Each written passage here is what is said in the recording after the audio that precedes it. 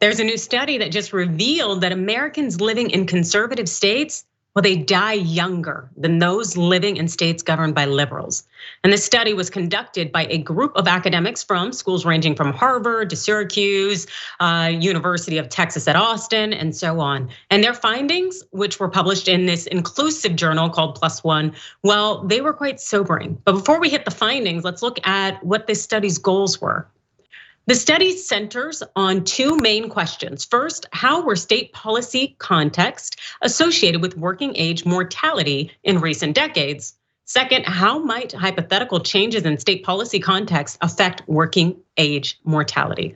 For both questions, we focused on adults ages 25 to 64 and conduct the analysis separately by sex. The findings provide new insight into how state policy contexts are associated with working age mortality and how changing those contexts might save lives. So what were the research findings here? Well, simulations indicate that changing all policy domains in all states to a fully liberal orientation might have saved over 170,000 lives in 2019, while changing them to a fully conservative orientation might have cost 217,000 lives. Results show that the policy domains were associated with working age mortality, meaning people of working ages were more likely to die in conservative states or states run by conservative leaders than liberal. But there were some interesting findings when it came to specific policies as far as it goes conservative and liberal. As noted in The Guardian, bucking the trend, the study found that more conservative marijuana policies were associated with lower mortality rates. But it also found that more liberal policies on the environment, gun safety, labor, economic taxes, and tobacco taxes in a state were associated with lower mortality in that state. Especially strong associations were observed between certain domains and specific causes of death between the gun safety domain and suicide mortality among men, between the labor domain and alcohol-induced mortality, and between both the economic tax and tobacco tax domains and cardiovascular mortality. So, what is the spread here in terms of the left versus the right when it comes to leadership in the United States? Well, according to the National Council of State Legislatures, as of June, Republicans controlled 61% of state legislatures and Democrats at 35%. And in terms of whole state governments, Republicans controlled 46% and Democrats 12%, with 12 states divided.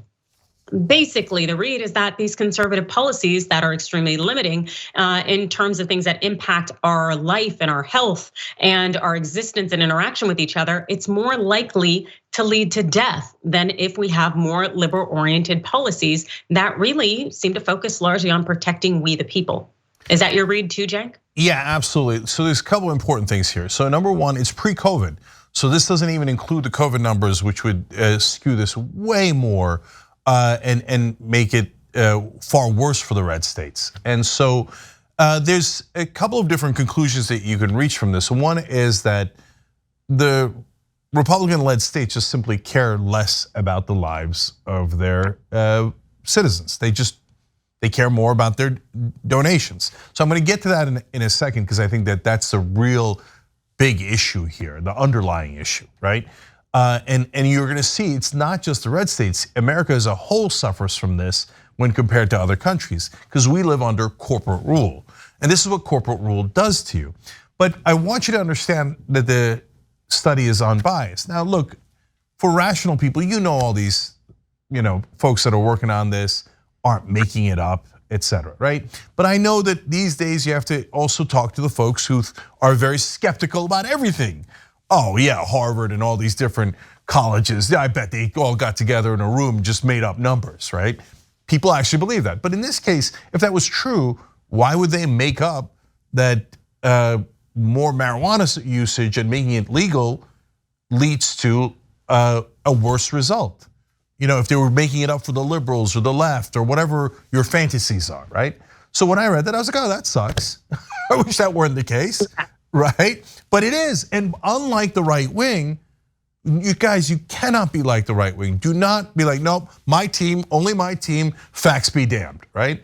So that's a fact, and that's a concerning fact, but it is what it is. So, okay, that doesn't mean, by the way, you change the policy instantly, no, but you factor that in. That's a data point that's really important, okay? So why am I relating it to corporatism? Because why do they pass those laws? Why do the blue states pass laws that are more effective in serving the voters and literally keeping you alive, and the red states don't? Because the Republicans take more donor money. And what do the donors want? They don't want you protected from environmental pollution, because they're the ones doing environmental pollution. They don't want you protected from tobacco, because they're the ones selling tobacco. And every one of these is so that corporations can maximize profits. And they paid the Republicans, and the Republicans said, absolutely, we'll have no limits at all. Now, unfortunately, they also paid Democrats.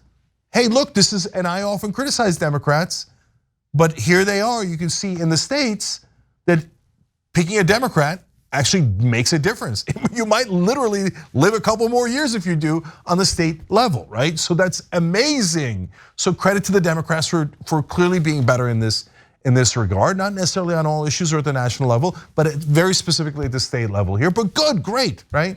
But still, as a country, we're way worse off than other countries, because both the blue state governors and the red state governors take money from corporations. It's just the Republicans are more vicious about it. Absolutely. And as Cenk had also mentioned, we're not doing that great on the American front in terms of life expectancy anyway. So keep this. Americans die younger than people in most other high income countries, with a life expectancy of 78.8 years in 2019. Americans died 5.7 years earlier than people in Japan, the global leader, 3.3 years earlier than their northern neighbors in Canada, and 2.5 years before their closest geopolitical allies in the UK. Shockingly, US life expectancy falls between two middle income countries, Cuba and Albania. Within the United States, life expectancy differs markedly across geographic areas such as states and counties. In 2019, it ranged from 74.4 years in Mississippi and 80.9 in Hawaii. The rise in working age mortality rates in the US in recent decades largely reflects stalled declines in cardiovascular disease mortality alongside rising mortality from alcohol-induced causes, suicide and drug poisoning. And it has been especially severe in some US states.